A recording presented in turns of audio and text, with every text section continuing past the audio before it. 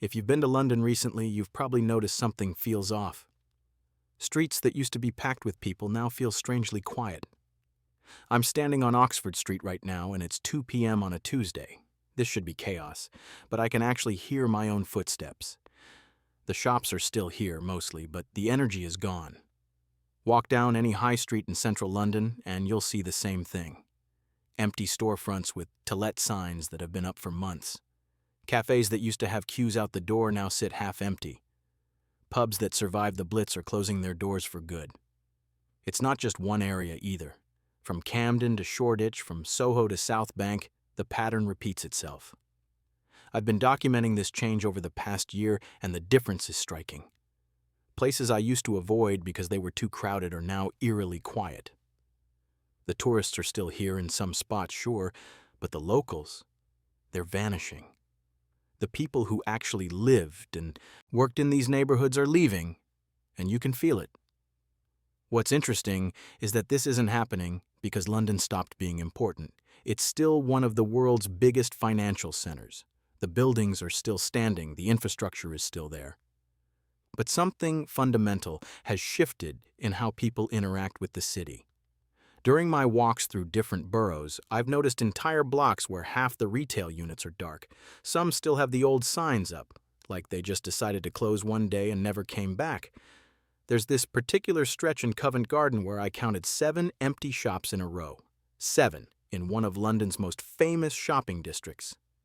The weird part is how quickly this happened. 5 years ago, you couldn't find an empty shop in these areas if you tried. Now they're everywhere, and it's not just small independent stores struggling. Big chains are pulling out too. Something bigger is going on here. And we need to understand what's pushing people away from one of the world's most iconic cities. Let's talk about money, because that's where this story really begins. London has always been expensive, but what's happening now is on a different level entirely. The average rent for a 1-bedroom flat in Zone 1 is now over £2,000 per month. Not a nice flat, not a spacious flat. Just a basic 1-bedroom apartment, and that's if you can even find one available. I spoke with several estate agents while researching this, and they all said the same thing. Landlords are charging whatever they want because demand used to be so high. But now, for the first time in years, they're seeing properties sit empty for weeks. That should tell you something. Even at these sky-high prices, people are deciding it's not worth it anymore. It's not just rent either. A pint at your local pub? That'll be £7, maybe £8 in central areas. A meal at a casual restaurant easily hits £20 per person before drinks. Your weekly grocery shop at Tesco or Sainsbury's can run £80 to £100 for basics. And we haven't even talked about transport yet. The Oyster card costs keep climbing. A monthly Zone 1 to 2 travel card is now £156. If you live further out, which most people have to because of rent prices, you're looking at over £200 a month just to get to work. That's £2,400 a year on transportation alone. Council tax keeps rising too. Energy bills have doubled for many households. Water rates are up. Internet and phone bills add another chunk. When you actually sit down and calculate what it costs to simply exist in London, the numbers are staggering. A single person needs to earn at least £40,000 just to live somewhat comfortably, and that's without saving anything or having much of a social life. For families, it's even worse. Childcare in London averages £1,500 per month per child. School costs, activities, everything adds up. Many families are doing the math and realizing they could have a much better quality of life literally anywhere else in the UK. A nice house in Manchester or Birmingham costs less than a small flat in London. That comparison is hard to ignore. Then COVID happened, and everything changed. When the lockdowns hit in 2020, millions of London workers suddenly realized something. They didn't actually need to be in the office. Companies that swore remote work was impossible figured it out in about 2 weeks. And once people got a taste of working from home, many decided they never wanted to go back. I've walked through the financial district on multiple occasions now, and it's noticeably quieter than it used to be. Those massive office buildings in Canary Wharf that used to glow with lights until 9 p.m. Half the floors are dark now. Companies are downsizing their office space or going fully remote. Some are keeping small offices for occasional meetings, but the days of everyone commuting in 5 days a week are gone. Here's what that means for London. If you don't have to be in the office, why pay London prices? Why spend 3 hours a day commuting? Why live in a small flat when you could have an actual house with a garden somewhere else? The logic that kept people tied to London just dissolved overnight. The data backs this up. According to recent figures, over 340,000 people left London between 2020 and 2022. That's a massive exodus, and they're not coming back. Many moved to cities like Bristol, Manchester, Edinburgh, or even abroad, places where their London salary, which they're still earning remotely, goes 3 times as far. Walking through residential areas that used to be packed with young professionals, you can see the impact. Buildings that were always fully occupied now have multiple "to let" signs.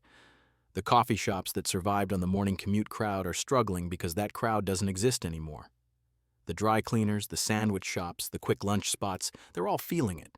What's particularly interesting is watching the ripple effect. When office workers disappear, all the businesses that depended on them suffer. Then those businesses close, making the area less attractive, which pushes more people to leave. It becomes a cycle that's very hard to break. British high streets are disappearing, and London is leading the way. I've been documenting shop closures across different neighborhoods, and the scale is honestly shocking. In some areas, 30% to 40% of retail units are empty. These aren't hidden side streets either. These are major shopping areas that were thriving just 5 years ago. Take Tottenham Court Road, for example. This used to be the place to buy electronics, furniture, and pretty much anything else. Now, as I walk down it, I count more closed shops than open ones. The big electronics stores that defined this street for decades, gone, replaced by nothing. Just empty windows with old promotional posters still inside, fading in the sun. The same pattern repeats in Stratford, in Brixton, in Wood Green. Shopping centers that were packed every weekend now echo with emptiness. Westfield, Stratford, which opened with huge fanfare in 2011, has lost dozens of major retailers. The food court still gets some traffic, but the retail floors feel abandoned. What killed the high street? Online shopping played a part, obviously, but the bigger issue is that the economics stopped making sense. Business rates in London are astronomical. A small shop on a decent high street can pay £50,000 to £100,000 per year just in the rates, before rent, before anything else. Add rent on top of that, and you need massive revenue just to break even. Small independent shops that gave neighborhoods their character can't afford it anymore. They're being replaced by nothing, or by another chain coffee shop, or by another chicken shop. How many Pret a Mangers and Costas does one city need? At some point, every high street starts looking identical, and there's no reason to visit any of them. I found a shop in Islington that sold vintage books for 40 years. The owner told me his rent had tripled in the past decade, but his sales hadn't. He closed last year. The unit is still empty. Stories like that are playing out across London, and each closure makes the city a little less interesting, a little less worth visiting. So where are all these people going? I've been tracking the data, and the destinations tell an interesting story. Manchester has seen a huge influx of London leavers. The city offers similar job opportunities now, especially in tech and media, but at a fraction of the cost. You can rent a 2-bedroom flat in Manchester city centre for what a studio costs in London. Bristol is another big winner. It's got culture, good food, decent nightlife, and housing that doesn't require selling a kidney. I spoke with several people who made the move, and they all said the same thing. Their quality of life improved massively. They have more space, more money left over at the end of the month, and they're less stressed. Birmingham, Liverpool, Leeds, Newcastle, all these cities are growing as London shrinks. They're attracting young professionals who used to see London as the only option. Remote work changed that calculation completely. If your job is remote anyway, you can live anywhere with good internet and train connections back to London for the occasional office day. Some people are going even further. I've met former Londoners who moved to Spain, Portugal, even Thailand. They're still working for London companies, earning London salaries, but living somewhere with sunshine and low costs. When your rent drops from £2,000 to £600, you can actually save money, travel, have a life. What's interesting is the age breakdown. It's not just young people leaving, families are leaving in huge numbers. Retirees who spent their whole lives in London are selling up and moving to the countryside or the coast. They're cashing out their expensive London properties and living very comfortably elsewhere. Even some businesses are relocating. Why pay London office costs when your staff can work remotely from anywhere? Companies are opening offices in Manchester, Edinburgh, or going fully distributed. The talent is leaving London, so the jobs are following. The crazy part is that London's population is still large, obviously, but it's the type of people that's changing.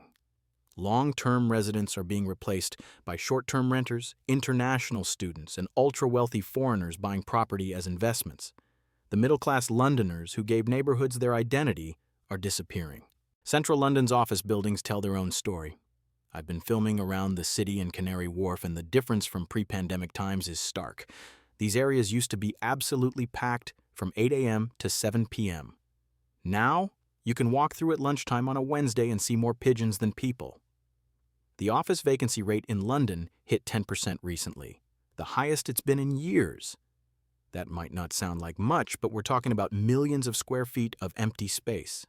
Some buildings are completely vacant, others are maybe 30% occupied, with companies that downsized their space but kept a small presence. What happens to an area when the offices empty out? Everything that supported those workers collapses. The sandwich shops, the coffee carts, the pubs that were packed every Friday evening, they're all struggling or closed. I found a Pret-a-Manger near Bank Station that used to serve hundreds of customers during lunch rush. Now the staff outnumber the customers most days. Property developers are trying to convert some office buildings into residential flats, but that's expensive and complicated. It requires planning permission, major renovations, and even then, do people want to live in former office buildings in these empty business districts? It's not clear. Some landlords are just sitting on empty buildings, hoping things will return to normal. But it's been years now, and normal isn't coming back. Companies are actively giving up office space, not expanding. Even the big banks and financial firms that always insisted on in-office work are accepting hybrid models now. The economic impact is massive. Commercial property values are dropping. That means less tax revenue for the city, less spending in local businesses, less investment in the area. These business districts were economic engines for London, and they're sputtering. Walking through these empty streets during what should be rush hour is genuinely eerie.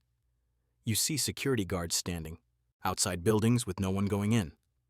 You see loading docks with no deliveries. The infrastructure for millions of workers still exists, but the workers don't. The emptying of London isn't just affecting the obvious stuff like shops and offices. The ripple effects are spreading through every part of city life. Public transport is struggling financially because fewer people are using it. TfL lost billions during COVID and hasn't recovered because ridership is still way down compared to 2019 levels. That means less money for maintenance, fewer services, and, ironically, higher fares to make up the shortfall, which makes London even less attractive to live in. It's a vicious cycle that feeds itself. The hospitality industry is in crisis. Restaurants and pubs are closing at alarming rates. Part of it is costs, but part of it is simply that there aren't enough customers anymore. The after-work crowd that used to pack pubs every evening has shrunk dramatically. Weekend traffic helps, but it's not enough to sustain the number of venues London built up over decades. I visited a pub in Shoreditch that's been there since the 80s, the landlord told me. They used to do £15,000 in sales on a busy Friday. Now, they're lucky to hit £5,000. The costs haven't changed, but the revenue has collapsed. He's not sure how much longer they can keep going. Cultural venues are feeling it too.